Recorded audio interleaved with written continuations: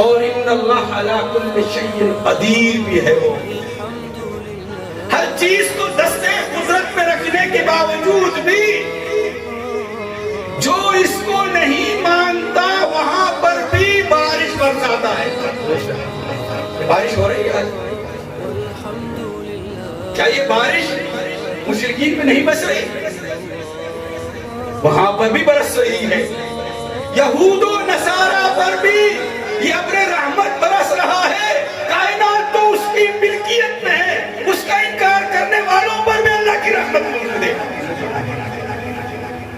تو کائنات اللہ نے بنائی کیوں پھر؟ کیا ابس بنا دی کائنات قدرت کہ جو مرضی ہے استعمال کرو، جس کا من چاہے وہ کرتے چلے جاؤ، اور جو چیز آپ کے استعمال میں آ رہی کرتے چلے جاؤ، اس کا کوئی تو ہے حساب کتاب نہیں بابا، ایسی بات نہیں ہے۔